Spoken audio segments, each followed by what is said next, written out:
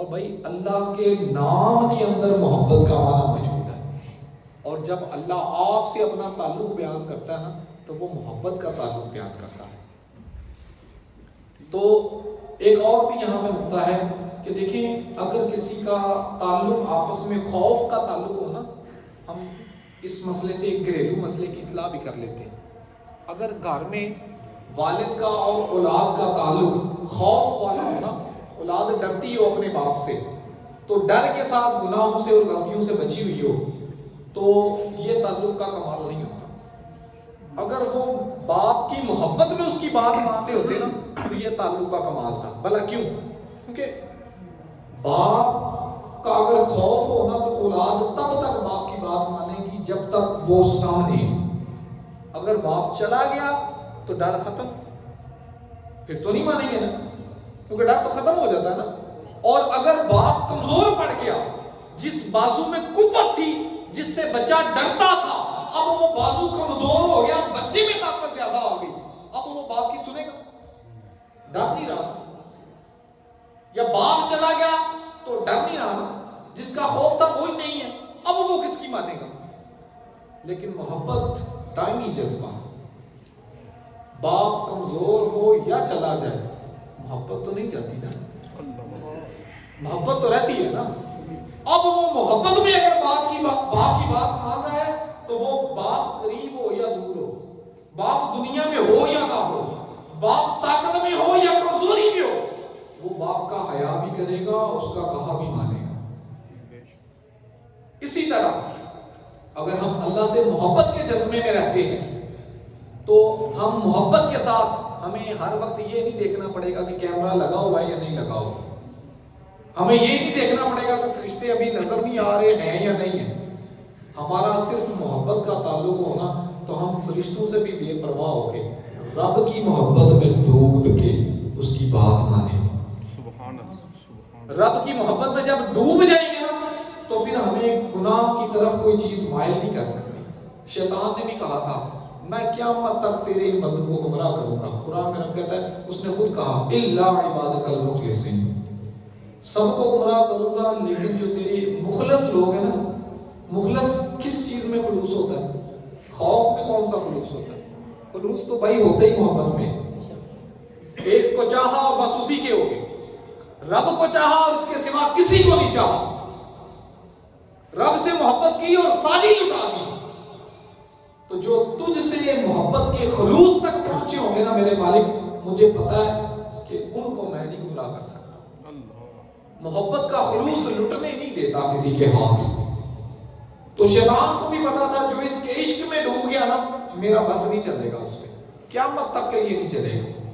تو اس نے کہا کہ یہ مخلص لوگ جو ہوں گے نا تیرے، ان پر تو میرا بس ہی نہیں چلتا، کیونکہ وہ تو تیری محبت میں ڈوبے ہوئے۔ تو بھائی اللہ کے ساتھ جو ہمارا تعلق ہے نا، وہ محبت والا تعلق ہونا چاہیے۔ محبت کا تعلق اگر ہم اپنے کریم سے بنائیں نا، محبت کا تعلق اگر ہم اپنے رب سے بنائیں نا، محبت کا تعلق اگر ہم اپنے رحیم سے بنائیں نا، محبت کا تعلق اگر ہم اپنے معبود سے بنائیں نا، تو پھر اس میں آپ کو عبادت کرتے بھی لطف آئے گا، مزہ آئے گا۔ 5 وقتہ نماز ہی نہیں، ہر وقت کی نماز، ہر وقت اس کی یاد میں ڈوبے رہنا آپ کو تکلیف نہیں دے گا، بوجھ نہیں بنے گا۔ خوف میں کام کرتے ہوئے انسان تھک جاتا ہے، یاد رکھیے گا، محبت میں کام کرتے ہوئے تھکن محسوس نہیں ہوتی۔ نبی کریم صلی اللہ علیہ وسلم ساری رات رب کی بارگاہ میں عبادت کرتے، سجدہ ریزیاں کرتے، پاؤں میں ورم آ جاتا، سوج جاتے پاؤں۔ سیدہ عائشہ عرض کرتی ہیں میں نے حضور کی بارگاہ میں جو عرض کیا نا، وہ اس کے بارے میں فرماتی ہیں، میں نے عرض کیا آقا پاؤں میں سوجن آ گئی، تھوڑا آرام فرما لے۔ تو میرے آقا نے فرمایا افلا اکون عبدا شکورا، عائشہ کیا میں رب کا شکر گزار بندہ نہ بنوں؟ محسوس نہیں ہونے دیتی۔ محبت کی جو کیفیات ہے نا، وہ درد محسوس کیا ہونا، درد پیدا ہی نہیں ہونے دیتی۔ دیکھیں چھوٹا بچہ ہوتا ہے نا، باپ کے ساتھ ماں کے ساتھ جب وہ محبت میں کچھ کر رہا ہوتا ہے نا، ماں کو باپ کو کاٹ بھی لے یا ان کے جسم پر کوئی سختی بھی کر دے تو ماں آگے سے ہنس دیتی ہے، باپ آگے سے ہنس دیتا ہے۔ کیوں؟ بچے سے محبت کرتے ہیں۔ ایسے ہی ہے نا، محسوس نہیں ہوتی درد. لیکن یہی اتنی ہی درد بچے کے علاوہ کسی اور سے ملے تو بندہ تڑپ اٹھتا ہے. کیوں؟ محبت آپ کو محسوس نہیں ہونے دیتی درد کو. محبت آپ کے لیے بوجھ نہیں بنتی. اچھا خاصا انسان اپنے بچے کو کندھوں پہ اٹھا کے گھوم رہا ہوتا ہے.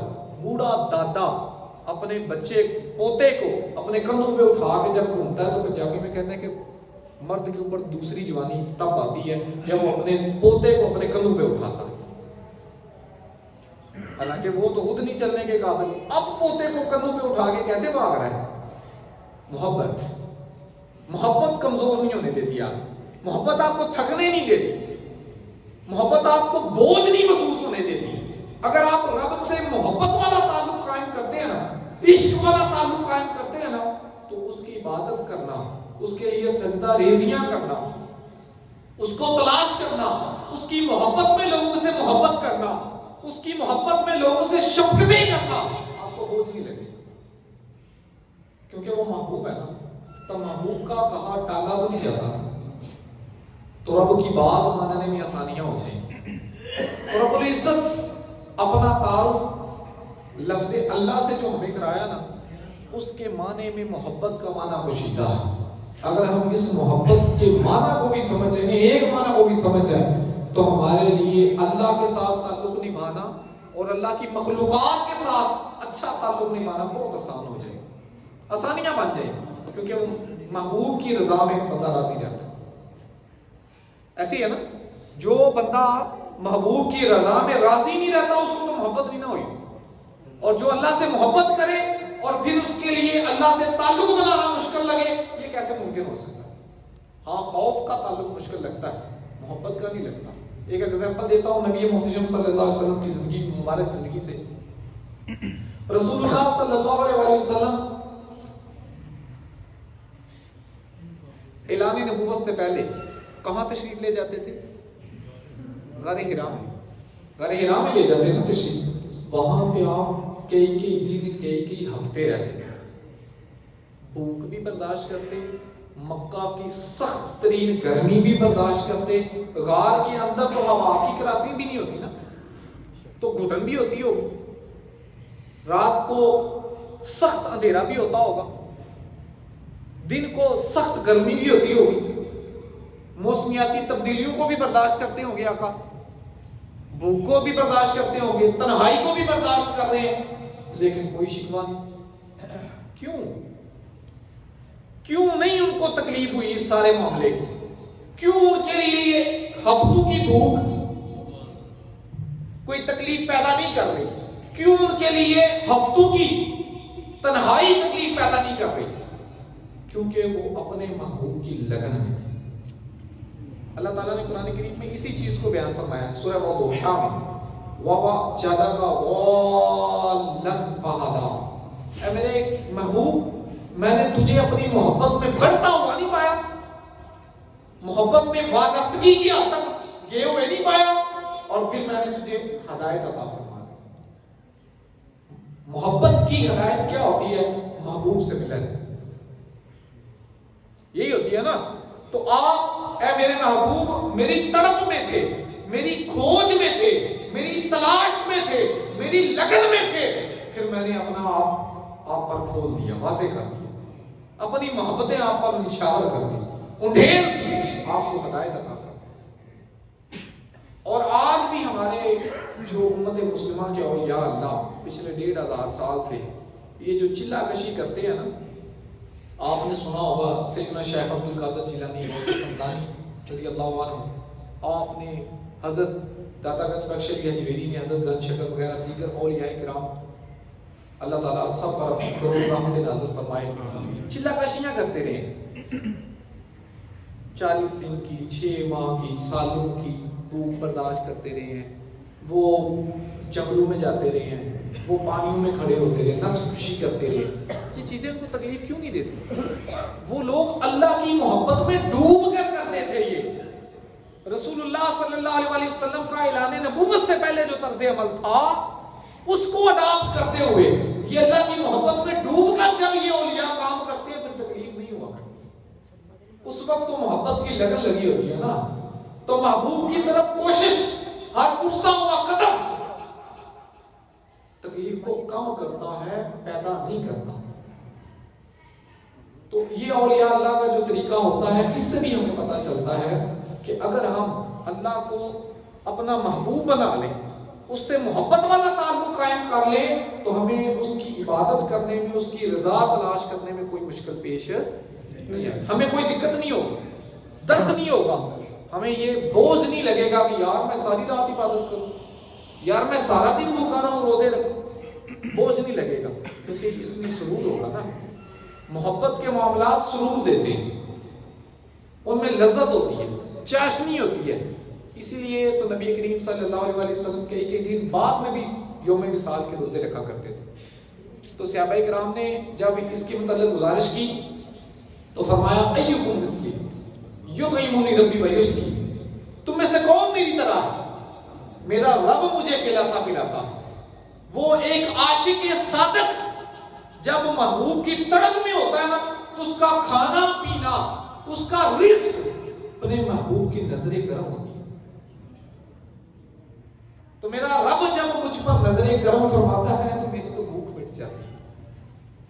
ایک اس کی مثال گھر میں بھی آپ دیکھ سکتے ہیں، ماں کو بھی بھوک لگی ہوتی ہے، بیٹے کو بھی بھوک لگی ہوتی ہے۔ پنجابی میں کہتے ہیں ماما پترا دی عاشق کو نہیں ہے، بیٹے کو بھی بھوک لگی ہوتی ہے، ماں کو بھی بھوک لگی ہوتی ہے، کھانا تھوڑا سا ہوتا ہے، لیکن ماں کہتی ہے مجھے تو بھوک ہی نہیں ہے، میرا بیٹا کھا لے۔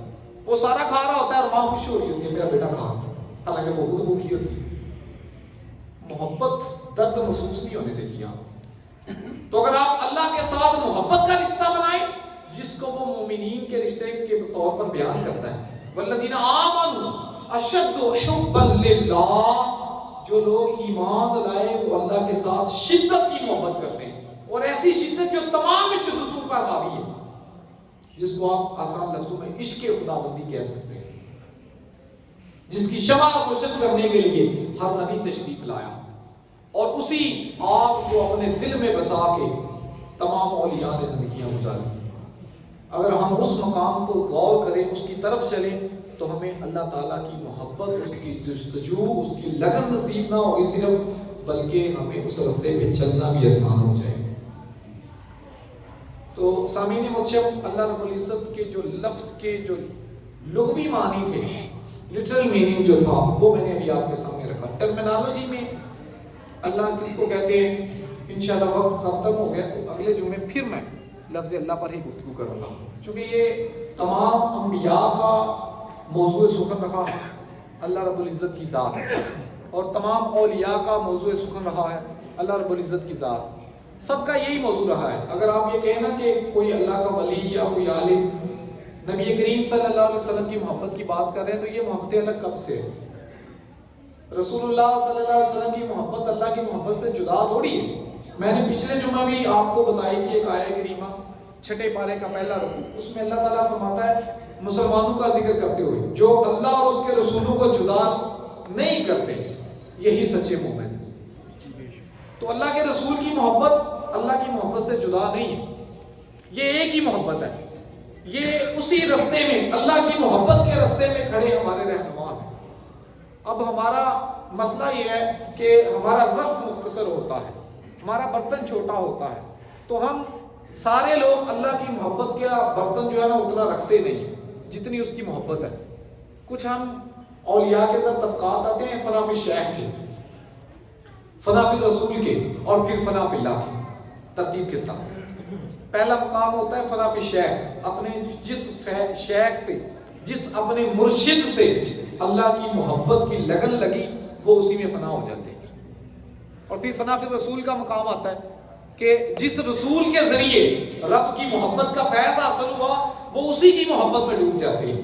اور پھر آخری مقام ہوتا ہے فنا فی اللہ کا، اور یہ سب کو نصیب نہیں ہوتا، کیونکہ وہاں پہ سب سے بڑا ظرف چاہیے۔ تو ہمارا ظرف جتنا ہوگا، ہم اتنی سی محبت لے کے بیٹھ جاتے ہیں۔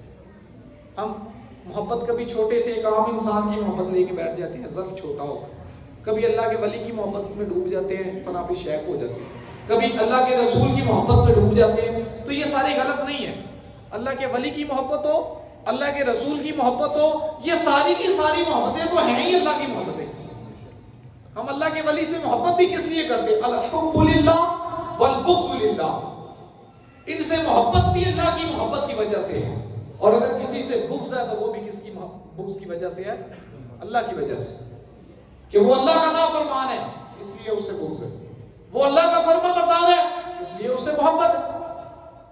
تو یہ محبتیں الگ نہیں ہیں، یہ ساری محبتیں ایک ہی، اللہ کے ولی کی محبت، اللہ کے نبی کی محبت۔ تو آج کا موضوع سخن جو تھا اس کو سمرائز کرتا ہوں۔ آج اللہ رب العزت کا جو نام اقدس ہے اللہ، اس پر گفتگو کی، اس کے کچھ معنی بیان کیے کہ لغوی معنی اس کے کیا تھے۔ پہلا معنی یہ بیان کیا جو خاص معبود، جو واحد ذات جو عبادت کے لائق ہے۔ دوسرا معنی جو عبادت کیا جائے، جس کی عبادت کی جاتی ہے۔ تیسرا معنی کہ جو آپ کو حیرت میں ڈال دے۔ چوتھا معنی کہ جو محبوب ہو، جس سے ٹوٹ کر چاہا جائے۔ اور پانچواں معنی جس کی قدرتیں تو نظر آئیں وہ نظر نہ آئیں۔ ٹھیک ہے، اس کو ان سارے معنوں کے ساتھ لفظ اللہ بنتا ہے۔ اور انشاءاللہ اگلے جمعہ میں اللہ مسلمانوں کی اصطلاح میں کس کو کہتے ہیں، اللہ کی ذات کا مفہوم کیا ہے۔ یعنی اگر ہم ٹرم دیکھیں نا، آپ میں سے جتنے بھی لوگ مختلف ڈپارٹمنٹ سے بلانگ کرتے ہیں تو وہ جانتے ہیں کہ ہر ایک چیز، ہر ایک فیلڈ، ہر ایک جو علم کا میدان ہوتا ہے، اس ہر ایک کی ایک اصطلاح ہوتی ہے، اس کی تعریف ہوتی ہے، ٹرم ہوتی ہے، جو وہ ڈیفینیشن ہوتی ہے۔ انشاءاللہ وہ ہم اگلے جمعہ کو بیان کریں گے کہ لفظ اللہ کے جو ہم نے لٹرل میننگ کی ہیں، آج اس کا جو ٹرمنالوجی کا ہے تعلق، وہ انشاءاللہ نیکسٹ جمعے ہوگا۔ اللہ کی ذات کس کو کہتے ہیں، اور یہ اگلا جمعہ بھی انشاءاللہ بہت اہم موضوع پر ہوگا، کیونکہ ہم دنیا میں آئے ہی اسی لیے ہیں کہ ہم اللہ کو پہچانیں۔ ہمارا مقصد یہ ہے، انبیاء بھی اسی کی پہچان کروانے آئے۔ تو اگر ہمیں اللہ کی پہچان نہ ہو سکی اس دنیا میں تو ہم کسی بھی حال میں کامیاب نہیں ہوں۔ اگر آپ چاہتے ہیں کہ آپ اس دنیا سے رب کی نظر میں کامیاب لوٹے ہیں تو پھر آپ اللہ کی پہچان حاصل کریں۔ تو اللہ کی پہچان اور معرفت کیسے حاصل ہوگی، انشاءاللہ اگلے جمعے اس پر مزید گفتگو ہوگی۔ اللہ رب العزت سے دعا ہے کہ اللہ تعالی ہمیں سمجھنے، حق سچ اور اس پر عمل کرنے کی توفیق عطا فرمائے۔ وآخر دعوانا الحمدللہ۔